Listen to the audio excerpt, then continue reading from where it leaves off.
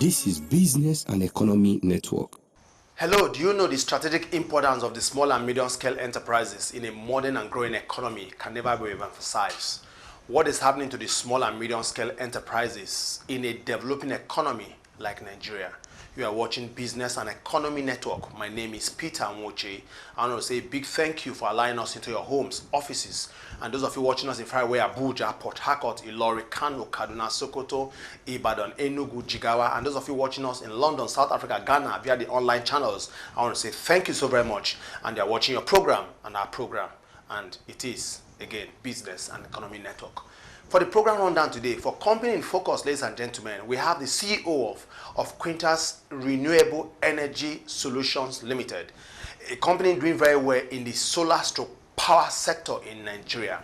For Spotlight, we have the CEO of Blue CAMEL Energy Limited, also in the power solar subsector of Nigerian economy.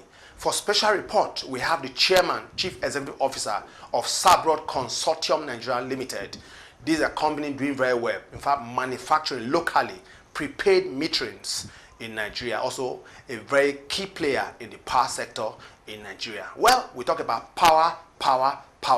Don't forget, like I said, the small and medium scale enterprises cannot evolve if there's no power. For instance, you are watching me right now. I believe you have power.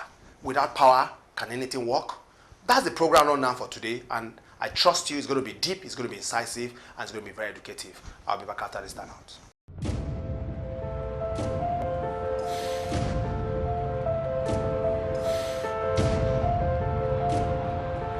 As the temperature soars, body will be weakened. Humanity will suffer from backache, rheumatic pain, strains and pains, muscular aches and stiffness. But success comes with pain. Hard work and determination, along with success, is the reputation of Nerve and Bone. Over 3 decades of pain management in Nigeria household. Nerve and Bone unlocks the therapeutic power of aches and pains, reduces joint stiffness, swelling and inflammation. Ask your pharmacist for Nerve and Bone today and enjoy the freedom of pain.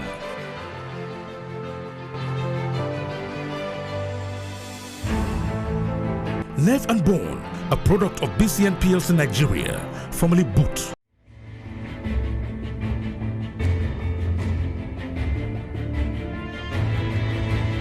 The renewable energy industry has grown wide over the years, with its market value running into billions of dollars annually.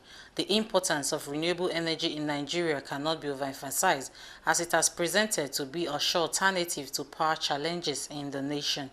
In the chat with Dr. Omotayo Dairo, the founder CEO, QUINTAS Renewable Energy Solutions Limited, situated in Akure, Ondo State, he said, renewable energy to biomass today has the capacity to generate power for domestic, corporate, and industrial use. Biomass is an organic material that comes from plants and animals and most times contains stored energy from the sun.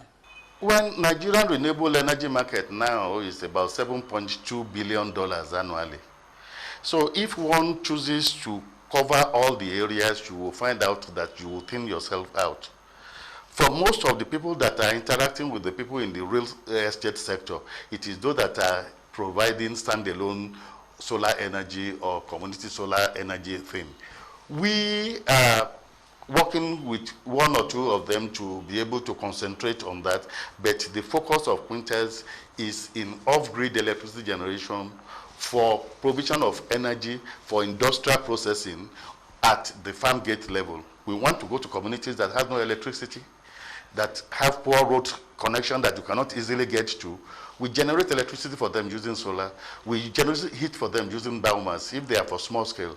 And if they are for big scale, we now use the turbine, which is of the high cost, to generate high quantum of energy, and the steam from it, we use it for industrial processing. So it's that hybrid that we are trying to do. Since we still have that one as our exclusive area of operation, we want to develop it and take maximum advantage of it before we start to compete with those that are limiting themselves to solar work and dealing with those that are into real estate.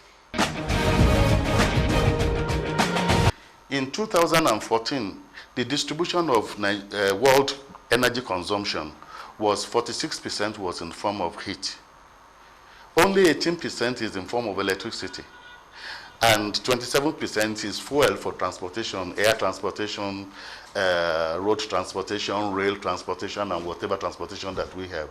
So we now came with a concept that if you generate 60% of all energy from biomass, which are waste that we have all around, sawdust from sawmills, waste wood that you have in the forest, palm kernel shell that they have all around, and all these things, you put them together, rice husk, which we produce in millions of tons. If you generate 60% of the energy you need at the farm gate level there, and you now use solar to complement it with about 10–15%, you will have a hybrid solution that will solve Nigerian economic problem.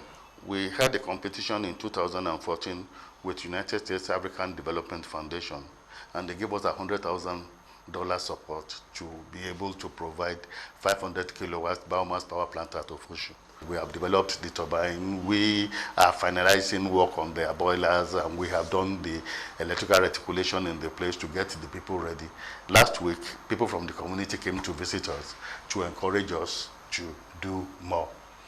There is a village in Nasarawa State, they call it Sei Maiganga, and the German embassy, through one organization in Abuja, wanted a solution. And we suggested the biomass solar hybrid energy solutions. What we did, a 10 kilowatt solar power unit plus the biomass. Now in that place now, they are already using the biomass and other things to process cassava into various cassava derivatives. They are using the electricity from the solar to run their motors to generate the electricity that they want. And we have told the community that if they get ready, we can even at night supply them electricity in their houses, so that during the day they will be able to do what they do in the industries. And for us here, we have two projects. One is at Ala. Ala is a village in Ondo State, and we now had what we call proof of concept of what we are doing there. We produce about half a ton of gari per day from the solar solution we are able to produce there. We produce about 400 kilograms of palm oil during the palm oil season that we're there, and we do plantain flour because it is very near to plantain sources, and the plantain gets ripened and gets spoiled, so that we are trying to stop post-harvest wastage. We are getting poison. We believe that with the over 100 million Nigerians that do not have access to electricity, with about 50% Nigerians that are farmers who don't know how to process the agricultural produce that they have, and they suffer post-harvest wastage, our solution will definitely be one that is going to be very attractive to everybody very soon, and we are trying to do it at cheap cost.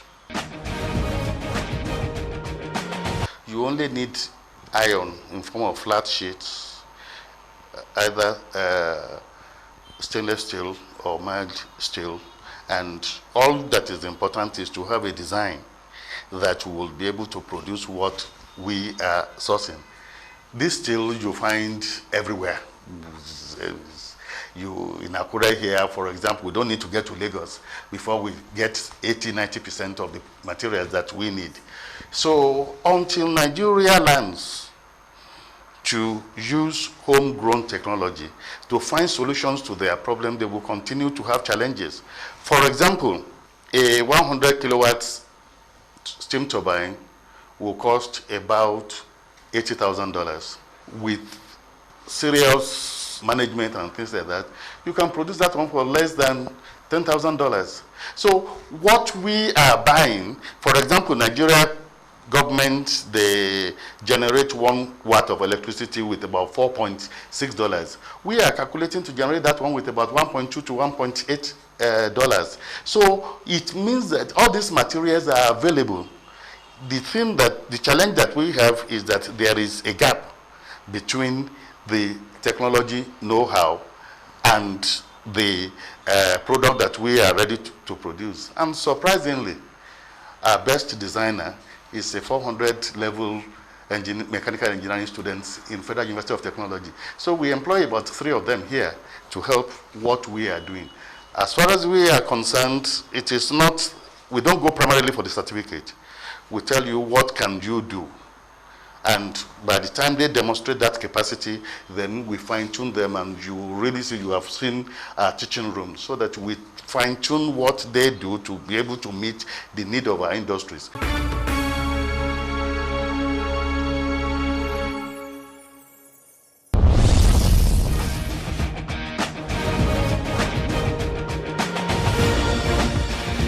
Mr. Suleiman Yusuf is the founder, Chief Executive Officer of Blue Camel Energy Limited, situated in Abuja, Nigeria. The firm was formed from a strong passion by the CEO to make impact in people's life and to bridge the gap in power issues and to profile alternative solutions. Blue Camel is a pace setter in solar designs, installation, testing, and commissioning services of very high quality renewable and sustainable energy with efficient technologies for homes, businesses, and rural energy users. Blue Camel meets the needs of Nigeria and Nigerians through its high-quality range of solar products and services. I'm the founder and Chief Executive Officer of Blue Camel Energy, which is a renewable energy service provider.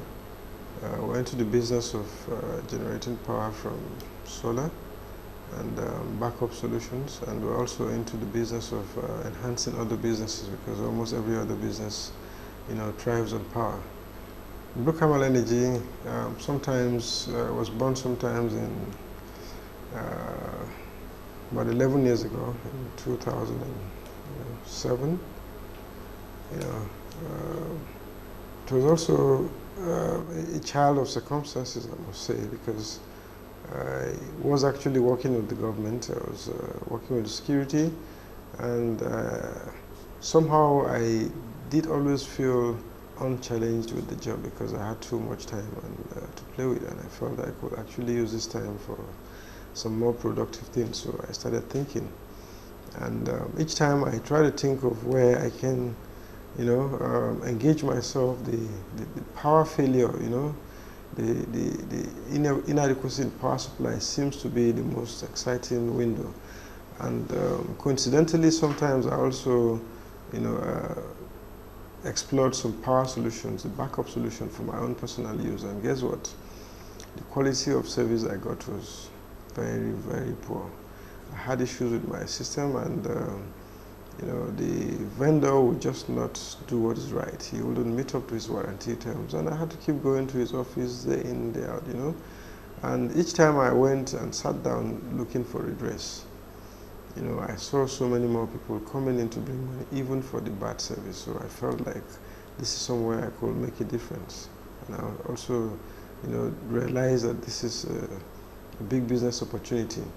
My entire monthly salary is what, one person walks in, and make a purchase, and he makes as much margin as my whole month salary, and people keep working. So I saw the business opportunity, and, I've always been business inclined anyway. At the same time, I've always been technology inclined, so I felt out of place in the civil service job, and sooner than later I had to resign to follow my passion. It's taken us 11 years to build this brand, and this brand is actually built on one thing. I must tell you, you won't see my adverts on papers, you won't see me promoting my products. There is one thing I have done very well, and that's what is keeping the brand going. After sales support, because in the first place it was the pains of lack of that after sales support that got me into this business.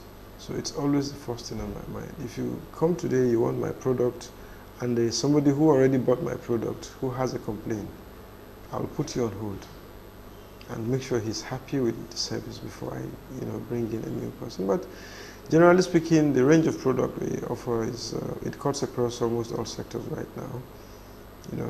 We're very, very keen on developing products that will support the agricultural sector, because we strongly believe in the sector as a means of moving Nigeria out of this quagmire that we found ourselves. We want to encourage young people and perhaps more enlightened people to look at agriculture as a business, not just as a business for people in the rural areas, as a business for everybody.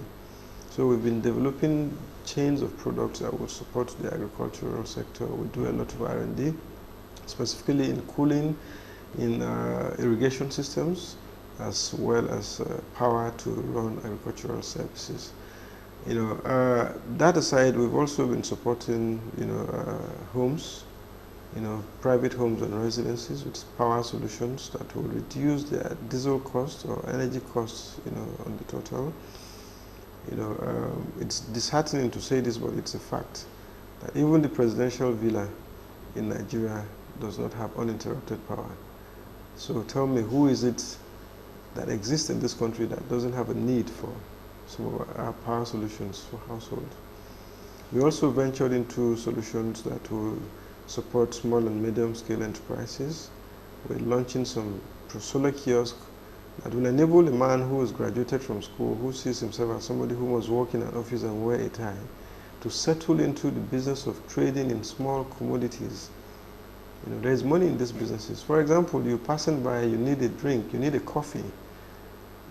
Can you tell me how many places you can stop by to have coffee in Abuja here, or even in Kaduna or elsewhere? So we're thinking, we're really thinking of how we can close some of these gaps, how we can make the younger people more attracted to some of these business opportunities that have been left in the hands of people that cannot deliver.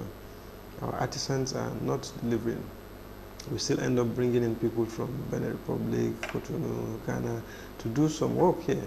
Yet we have so many graduates roaming the streets with their certificates, and yet, they can't find a job. So we want to divert people's attention to these jobs. We feel like there has been a serious problem with the vision of the younger generation. I personally will tell you that they've lost their vision to what? To televisions. Televisions are now available in screens, in our phones, in our handheld devices. They're all over there. They know everything about, what's happening around the world. The latest cars, latest houses, the movie stars, how much they earn, footballs. They will tell you everything. But how much of their time do they spend into researching and thinking of how to, solve a problem that will, improve mankind? So I'll say that the vision is getting lost to televisions. And that's one of our major concerns. We want to create opportunities that will divert the energy of these young people into productivity.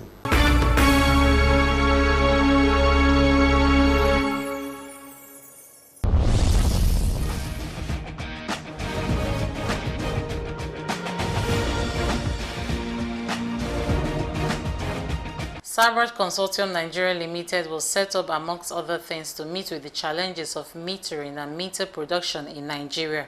SABRUD today is the only meter manufacturing company in eastern Nigeria, situated in Awka, Anambra State. The firm has appealed to the federal government that meters should be gotten directly by Nigerians from manufacturing companies like SABRUD to avoid bottlenecks associated with disco procedures. The National Assembly and a lot of Nigerians are of the opinion that the electric discos across the country should not be saddled with the duty of providing meters for Nigerians, as they do not exactly have the expertise and technical know-how to do so. I think the National Assembly is moving in the right direction towards this. The disco, if you leave the discos alone, they cannot meter every electricity consumer. They have not got the money, they have not got the technology, they have not got the know-how. So it is good, as the National Assembly is coming in, that production of meters, supply of meters should be carried out by meter manufacturers. And meter manufacturers should have access straight to sell the meters as we have been doing before to the consumers. See, Nigeria today, we are lagging behind in metering. About 9 million meters are needed. And where do we have the fund? You should leave it to the meter manufacturers who have got the know-how. The discos cannot do that. It is too big. See, since the discos came, they have not been able to maintain their rickety network. Their 33 kV network is left unmaintained, 11K left unmaintained, 415 left unmaintained. They don't have the time, they don't have technology or technical know-how to go into meter manufacture, meter production. It's good they leave the meter production and meter manufacturing to meter manufacturers. They have the technology. It's enormous money. Nigeria is lucky that we have got good organizations like the meter test stations, like Nigerian engineering companies, MEMSA. These people can supervise the production of meters and testing of meters and reliability of meters, not DISCOs. The local manufacturers have the muscle. They can produce the meters and they can supply the meters straight to the users. What is happening now is that the manufacturers produce the meters, the DISCOs take the meters, they don't pay back. They are still owing us heavily. And when we go to ask for our money, they will beat their stomach because they have consumed the money. It is good the manufacturers sell the meters straight to the consumers. We meet up the demand. I give Nigerians 1 year for every person to get meter, for every place to be metered. The DISCO cannot do that. They haven't got the capacity. They haven't got the capacity. Since they took over the distribution systems, the distribution network has dropped. The maintenance has dropped. Their lines are sagging on the cassava farms, sagging on the ground. The loss in the line is too much. Let us leave them to maintain the lines and maintain the transformers. Have you ever seen the DISCOs filtering transformers? They don't filter transformers. They roast their transformers in the network because they are too busy giving estimated bills and collecting money. I feel that what Nigeria should do is to summon up the courage to build more hydro stations in the country. It is cheaper for us to go hydro, even small scale. We don't need to wait to put hydro only in River Niger and River Benue. There are many other rivers whereby we can introduce hydro system.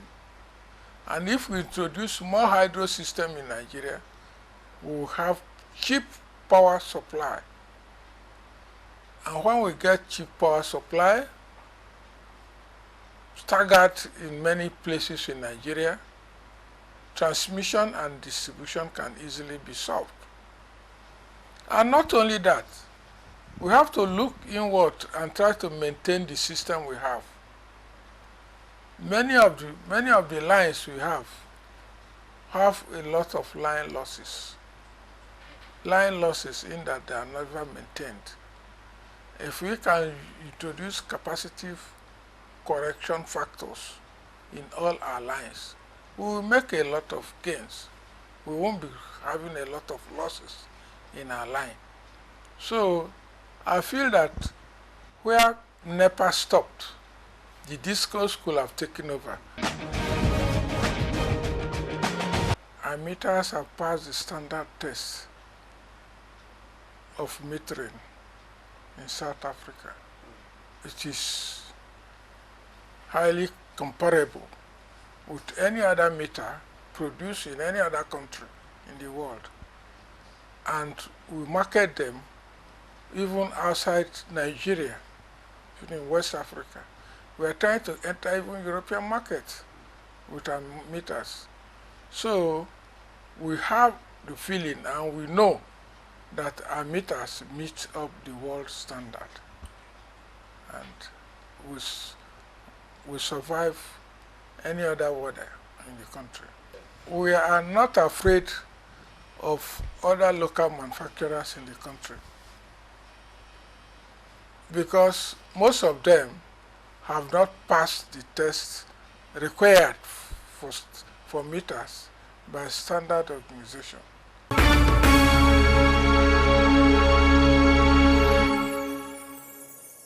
Welcome back, viewer. I want to say thank you so very much. All that we have talked about today is power, power, power. It is very strategic, and the importance of it can never be overemphasized. And I pray our government to channel more energy and resources towards making our power sector be much more workable, because with power, a lot of things we actually ignite. And I want to say a big congratulations to all Nigerian workers. Just a few days ago, it was May 1st. You are not lazy, but you are doing so much to make this economy great and wonderful. I'm doing my own path. But think about this. As far as your eyes can conceive and think about it, is achievable. Believe in your dream. Believe in yourself. And don't let anybody talk you down, but talk yourself up. I'm doing my own part.